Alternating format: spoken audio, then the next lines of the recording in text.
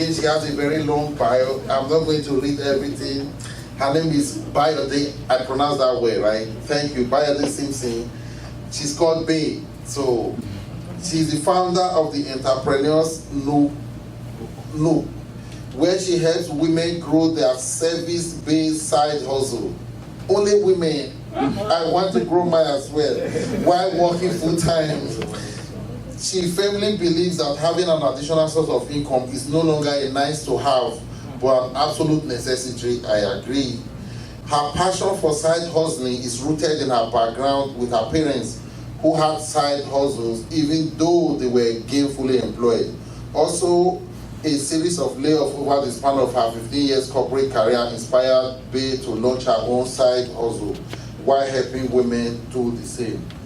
You can connect with her. We'll give you her website and her email. Let's put our hands together and welcome her as she comes to talk to us about growing your side hustle while working a full-time job. Thank you. I will pull your slide up in a second. I'm the exception to the rule because I have a PDF. Sure, we'll figure it out.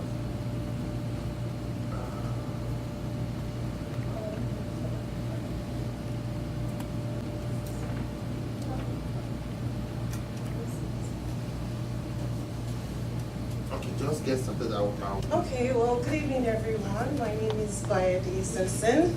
As I was introduced, and I'm a side hustler. I work 9 to 5 with a financial institution, but I side hustle all the time.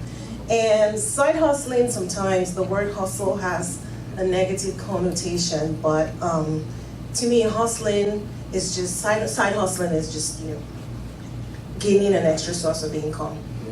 And I'll just, before we get into the slides, I'll just talk about the multiple layoffs and the series of layoffs, in case you're wondering whether it was due to job performance or whatnot. So,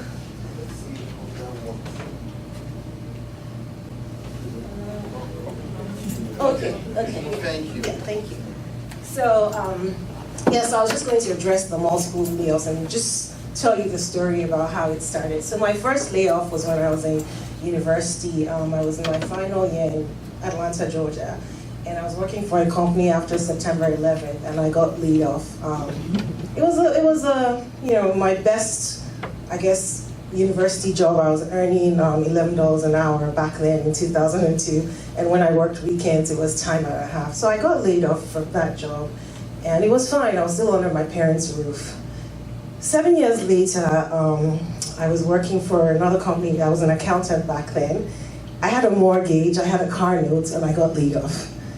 And this time it was hard, but I was able to run to my parents once again, because I didn't have savings. I was an irresponsible 22-year-old back then, so I didn't have savings. I was living large, felt like I was making $60,000 a year, so life was good. But that layoff got me thinking, you need to do something. So I started thinking about things to do. I thought about, okay, when women have babies, people take gifts for the baby, but what about the mom? So I started this mommy basket. Put a nightgown in there, put things that the mother would use, and I started selling it. I got a job, I forgot about it. Moved to Canada. 7 years after that, 2016. I got laid off again. This time I was working as a project accounting manager, and the company was what they called restructuring, normalizing, and they were getting rid of middle management. So there's a 7-year pattern. So that was 2016. But between 2009, I believe, 2009 when I got laid off, and 2016, I dabbled in all sorts of things, event planning parties. I just knew that I always wanted to make extra money. But in 2016, when I got laid off, again, this time I was married, so at least my husband had some income coming in. But it was it was an eye opener. I was like, I'm not waiting for the next 7 years to get laid off again. I'm not going to not do anything. And I started to think about what I really liked to do. And what I really liked to do is helping women. Like, I felt like, I don't know how to braid hair, I can't bake, but when women I meet start a business, I get so excited. Maybe because of my business background, I would ask them, have you done this, have you done that? We'll think outside the box. My sister actually launched a bakery while I was in the States, and I helped her with it. So that is where the Entrepreneur's Milk came from, me helping other women. And what I do really is to help them with strategy, resources, coaching, and accountability. So women who are launching their business or growing them. And I did say service-based businesses because those are the women that I come across most of the time, but I also help women with product-based businesses and some gentlemen as well that have the courage to be coached by a woman. Yes, so that's just my little story. And so why do I side hustle? My history of multiple layoffs that I thought I really needed to explain to you. I'm working on my multiple streams of income. You hear that you need at least 7 streams of income. Most millionaires have 7 streams of income. So I'm working on mine, one step at a time. And I'm also pursuing and mastering my passion. I started out as an accountant. I'm now a business systems analyst, and helping women is really important to me, and so that's what I'm pursuing right now. So just to further tell you about my whys are my family, leaving a legacy for my family, being a contributor to my family. That's my husband and myself in Brussels last year. And also living a life of freedom, time freedom, financial freedom, and just being free to pursue the things I want to do without having to think about money and restraints. And also living a life of impact. I strongly believe that each one of us is here for a purpose and should make an impact in this world, and I'm working on my own impact. So those are my whys. So I was just going to, I know Mercy, you talked about the SMART goals, which, yes, but I also talk about being smart, being a smart side hustler. And in growing your side hustle when you're working full-time, here are the things that, based on my experience, you need to do. So you want to start with simple systems. And what are the systems I mean? Like, a system is any repeatable step that you have to do. So as a side hustler, you have a passion or a skill that you help people with. And I say this in a tongue-in-cheek way because I remember when we were on the phone with Mr. Olushola, and he was like, a business is a registered business in Canada. I am registered as a sole proprietorship. And when I use business and side hustle, I mean there's an exchange, there's a transaction exchange, there's a service, and there's money that is exchanged. So that's why I refer to it as a business. It is a solo proprietorship. Most of the time when you're side hustling, you're doing it yourself. You might have a team that you outsource things to, but basically you're running the show. You're the CEO, the chief everything officer of your business.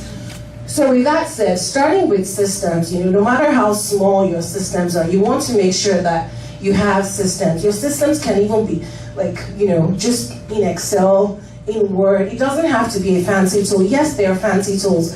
I say like, there's pretty much a tool or a system, an application for almost anything you want to do, but you want to make sure that you start with the system. And I can't see my entire screen, so I'm just going to try and scroll. I can't see it here. Okay, we'll just keep moving.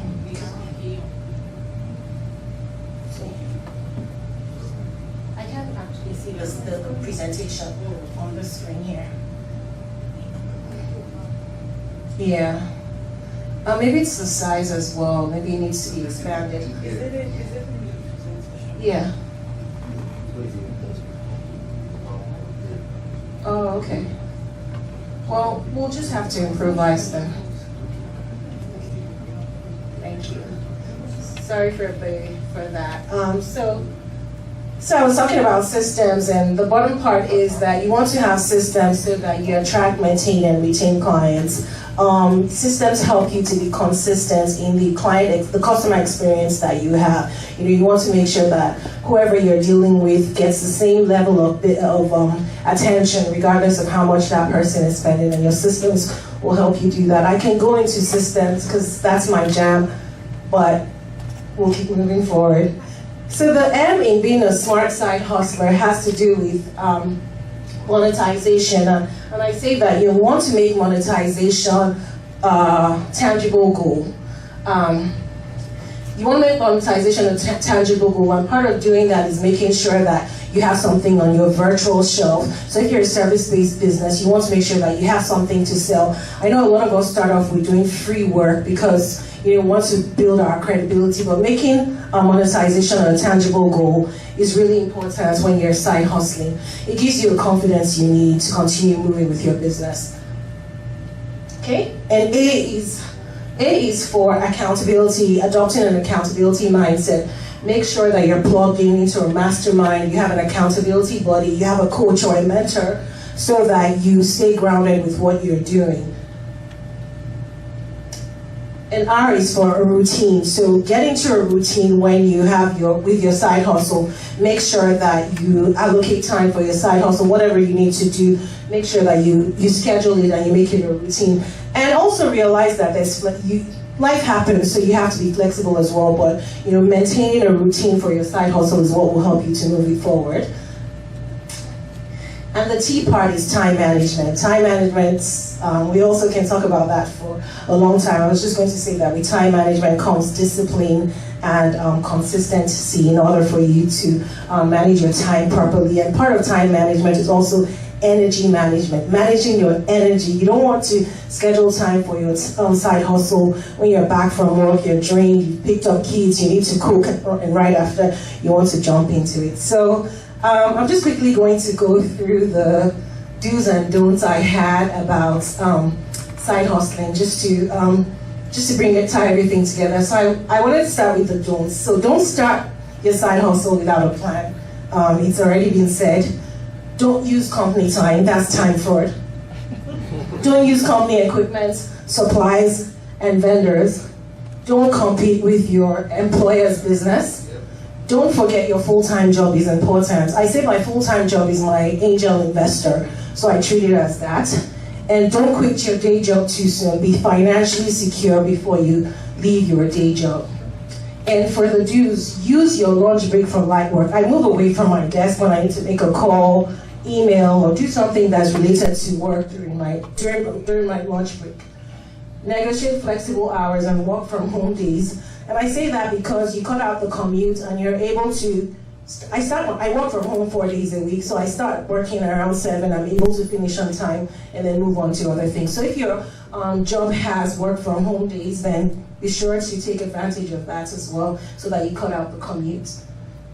You want to promote your products and services daily using social media. Akin talked about that. You want to make sure that you're on social media. You want to keep your costs lean when you start. There are different applications that you can use to run your business, but they're also free applications. So plug into the free applications first, see how they work. Keep it super simple and start small, but dream big. So in the interest of time, I just wanted to leave with this charge. Show up with authenticity, show up with integrity, show up with a customer focus, and let your yes be yes, let your no be no. And also I charge you to promote excellence, promote Black excellence, promote Niger excellence, because after all, Niger will be carried last. So thank you very much.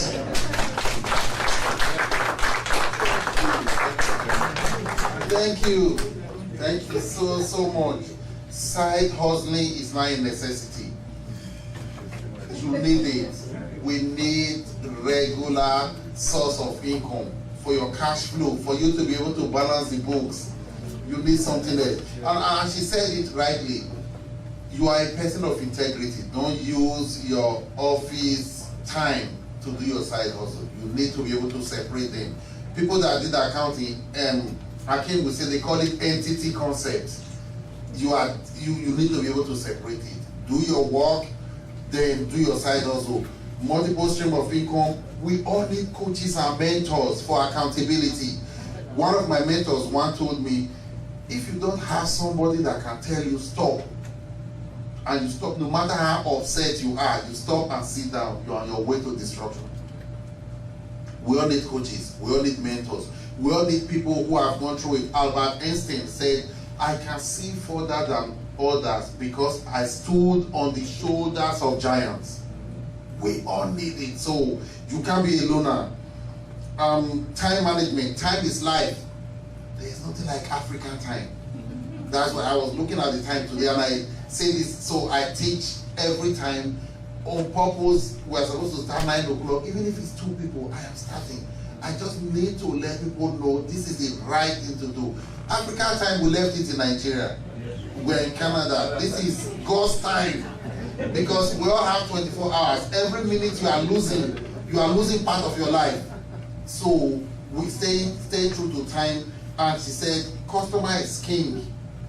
Customer, we must be customer centric, customer focused in everything you do. Your business can grow if you don't keep the customers at the center of the business. So thank you so much. We are going to move right on to the 30 minutes Q&A. So, Doctor, can you help me? Let's just bring some of the chairs out here